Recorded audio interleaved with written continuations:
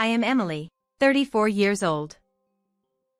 I live with my husband Thomas, who is the same age as me, and our second-grade son Luke. My husband is a gym instructor, and I support our family while doing housework and part-time work. Until our son started elementary school, our family of 3 lived peacefully, but 2 years ago, when my mother-in-law moved near our apartment, our lives began to change little by little. My father-in-law passed away from illness when my husband was 5, and without siblings, the mother-in-law seems to be an irreplaceable person to my husband. Although he seems unaware of it, I think he is a mama's boy. According to my husband, the mother-in-law was mentally unwell after his father's death and couldn't do housework or raise children properly. Thus, my husband lived with his aunt from the age of 5 until he entered middle school for about 8 years. Because of this debt, the mother-in-law is excessively sweet to him, and even now, as a grown adult, she still wants to take care of him. Understanding their situation of raising a child alone, I thought it was somewhat understandable, so I overlooked the mother-in-law's behavior. However, since the mother-in-law moved nearby, her abnormal behavior became increasingly noticeable. It's too late now, but I should have been more aware of the crisis in their actions. Had I done so, I might have noticed their abnormal inner world sooner. I never imagined that my husband and mother-in-law would engage in actions that go against decency. She began visiting our home almost daily, claiming to visit my husband and son. When I returned from part-time work, I would find her waiting inside using a spare key, starting to complain about dinner. She never helped, yet she would criticize the seasoning and the way food was cut. After dinner, she would stay until my husband returned, and on some nights, she stayed until just before midnight. Besides preparing dinner, I had other tasks such as driving my son to his extracurricular activities and household chores, so I was annoyed by the mother-in-law's long visits. Even when I told my husband, he would say to just let it slide, always taking her side. If that was all, it would be bearable, but the mother-in-law revealed an outrageous fact during dinner. She said she had hired a private detective to investigate my background before marrying my husband. She wanted to know if I was a suitable person to be his wife. Moreover, my husband knew about this request, and I couldn't hide my shock. She made plausible excuses, saying she wanted to know what kind of person would marry her son, but that meant she had doubted me. After learning this, I developed distrust toward both her and my husband. Around this time, my husband began visiting the mother-in-law's house more often. He had already been returning late and going out on weekends, so I had been suspicious. Thinking he might be lying about visiting his in-laws to cheat, I called their house several times, and sure enough, my husband was there. When I asked the mother-in-law, she said my husband was helping with high places and fixing broken appliances that she couldn't handle. She would say it was ridiculous to suspect my husband, and she would blame me. No matter what she said, my suspicions remained. I decided to follow my husband as usual and barged into his in-laws' house without notice. There, I witnessed an unbelievable scene, giving me the greatest shock and surprise of my life. The mother-in-law, who welcomed me at the door with suspicious behavior, immediately made me suspicious. At the entrance, there were cute pumps for young women. Ignoring the mother-in-law's stop, I entered the house. In the living room, I saw my husband sitting with a woman in her mid-20s on the sofa. Seeing this, I was certain of my husband's affair. When I asked my husband for an explanation, he acknowledged the affair without a hint of remorse. According to him, the woman was his ex-girlfriend Rose, an office worker at a major company, earning several times more than me. They had reunited a few months ago at the gym where my husband worked. The mother-in-law, who apparently favored Rose, believed my husband would marry her. It seems she suggested using the in-laws' house as a place for the affair. She, approving of the affair, also helped create my husband's alibi to keep it from me. Unbelievably despicable mother and son. My anger reached its peak when I confronted my husband and the mother-in-law. My husband, as if defiant, said, "We're getting divorced, so it's fine, right?" The mother-in-law, smiling happily, said, "It's better for both of us." Even when I tried to argue, they wouldn't let me have a chance to retort. The mistress Rose looked down on me, smirking, watching the scene. Then my husband presented the signed divorce papers. "I'll pay alimony and compensation, so let's get divorced." I grabbed the divorce papers and tried to leave. Then, Rose, who had been silent until then, said, "Sorry, wife. He says I'm better, you know." Smugly, Rose spoke, and my husband added, "You should be grateful for what we did as a couple." The mother-in-law also said, "They are like night and day compared to you. You're useless now, haha." I restrained my urge to cry and, with a desperate voice, shouted, "I'm relieved to be free from scum like you. From now on, I won't help you in any way." The husband and mother-in-law laughed at me, saying, yeah, in a dismissive manner. Leaving their hateful laughter behind, I left the in-laws' house. Then, my husband and I divorced, and of course, I got custody.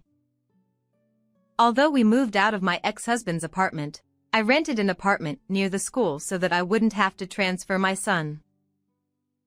Apologizing to my son for the sudden divorce, he comforted me, saying, "I'm here for you, Mom." Seeing my son trying to act strong to hide his shock, I firmly decided that I would never forgive my ex-husband and his family for making my son suffer like this. A month later, I heard from an acquaintance that my ex-husband and Rose were getting married, and my anger rekindled at their quick remarriage without considering our son. I decided to take revenge on them. No matter what the world thinks, I will not forgive them. Now, it's time for punishment. On the day of the ex-husband and Rose's wedding, I visited the wedding venue.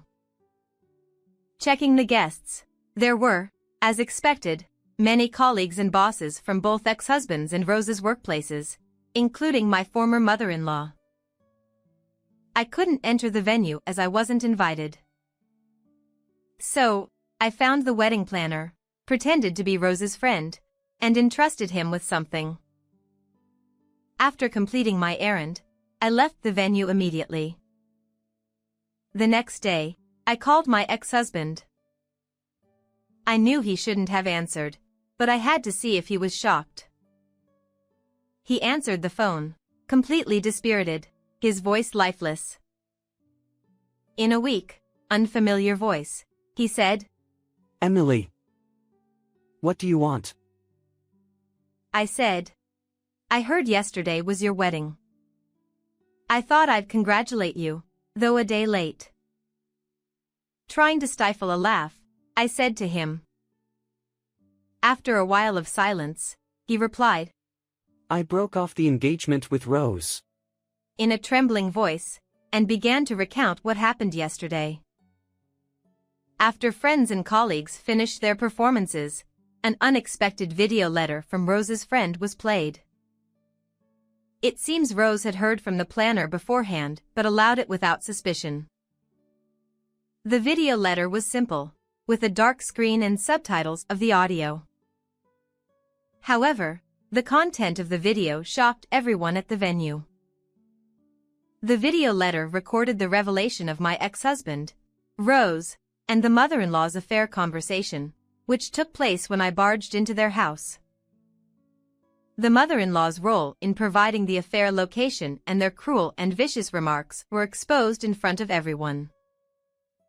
Naturally, my ex-husband, Rose, and the mother-in-law were fiercely criticized by the guests. My ex-husband and Rose couldn't endure the criticism and broke off their engagement immediately. He couldn't bear the cold stares from his colleagues and bosses and resigned voluntarily. Rose's parents cut ties with her, and she lost her job, moving out of the luxury apartment to the countryside. It was self-inflicted, but she faced the bitter consequences. After my ex-husband finished talking, I mercilessly said, "Well, that's karma, right? By the way, just so you know, I'm the one who asked them to play that video letter, haha." Hearing this, my ex-husband, You don't mess with me. He started to yell, so I got annoyed and hung up the phone. A year later, my ex-husband and his mother rented a cheap apartment and started living together. They had planned to rely on Rose's financial support to live comfortably, but with the broken engagement, that dream was completely shattered. To pay for monthly child support and alimony, my ex-husband now works both as a truck driver and at temporary jobs. He often complains about how exhausting it is, as he spends long hours away from home. His mother tried supporting him by working part-time, but with her personality, she couldn't keep any job for long. She uses her meager pension for living expenses, but it hardly makes a difference, according to my ex-husband. Since our divorce, I've become a full-time employee, and every week, my ex-husband shamelessly asks for a reduction in child support or to borrow $1,000 because he's really struggling. But since they brought this upon themselves, I never gave in to his demands. Seeing my ex-husband and his mother struggling with their tight living conditions, I felt I had already achieved sufficient revenge. However, I had no idea how truly dangerous his mother was. I never dreamed that his mother's reckless behavior would lead to a major incident. I noticed something was off with his mother's behavior on the day my son had a rare visit with my ex-husband. After the divorce, my ex-husband requested to see our son once a month, and reluctantly, I agreed. However, I did not allow visits with his mother, and this was stipulated in the mediation agreement, so I thought she understood this. After my son came back from meeting his father, I always asked him in detail about what they talked about. People might laugh at me for worrying too much about my son, but on this particular day, my son said something concerning. While he was meeting his father at a family restaurant, his grandmother kept calling his father's phone, begging to see her grandson, which my son found frightening due to her abnormal persistence. After hearing this, I immediately warned my ex-husband to keep his mother in check, but from that day on, her behavior became increasingly erratic. The worst part was that their apartment was very close to my son's route to school, so she started lying in wait for him on his way home. Sometimes she would appear in front of him, pretending it was a coincidence, and forcibly give him sweets. I got a compliance order through family court to prevent her from contacting my son, but her bizarre behavior didn't stop. As I started considering moving for my son's safety, an incident finally occurred.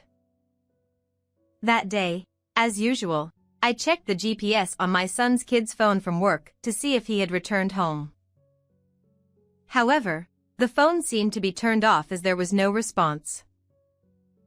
Feeling suspicious, I left work early and hurriedly set out to find my son. An hour later, I found him, as expected, at my ex-husband and his mother's apartment.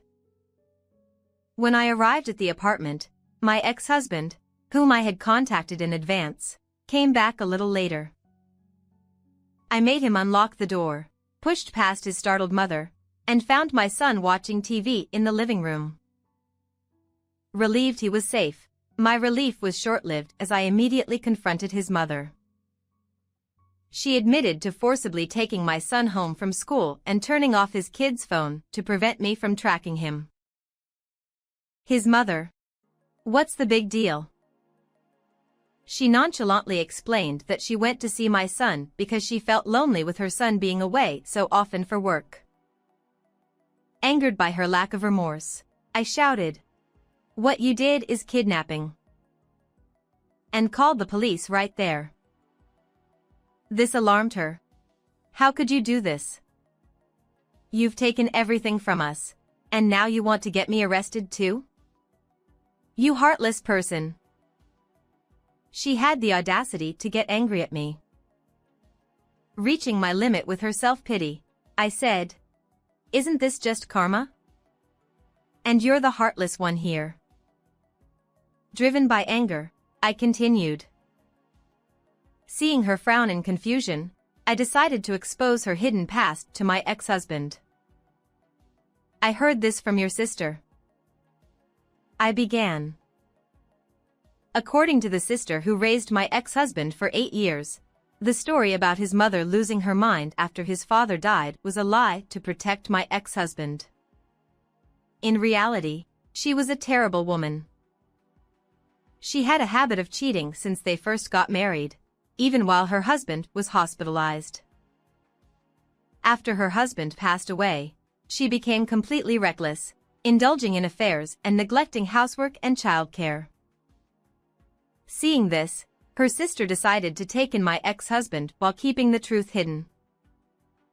By the time my ex-husband was in junior high, she had calmed down with her affairs, and they started living together again. Hearing the truth, my ex-husband was stunned into silence. His mother. "That's not true. This must be a made-up story." She desperately tried to explain.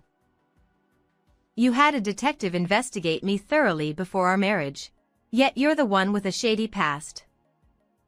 I was shocked. I said with a laugh. My words seemed to hit her hard, as she collapsed on the spot, while my ex-husband looked down at her with disgust. Devastated by her beloved son's attitude, she began to sob and was taken away by the arriving police officers. Afterwards, she was arrested and received a suspended sentence, but my ex-husband completely abandoned her after learning the truth. She lost her home and her beloved son. She apparently went back to her hometown, relying on relatives, but due to her past misdeeds, she now lives with a very narrow sense of shame. I decided to move after this incident. My son also expressed a desire to avoid any involvement with his father's family, so I plan to petition the family court to refuse further visitation. I won't be giving my ex-husband our new address or phone number. From now on, I plan to cut off all ties and start a new life with my son. Although my ex-husband hesitated until the end, when I mentioned, should I file for an increase in child support, he finally agreed. I managed to find a new job at our new location, but I realized the need to gain some qualifications for future security. I plan to make time to study for certifications. Though my son had to change schools because of the move, I'm confident I can do well anywhere, so I'm fine. He showed a positive attitude. Following his lead, I also intend to live positively. How did you like today's story? Please don't forget to subscribe to my channel. See you in the next video.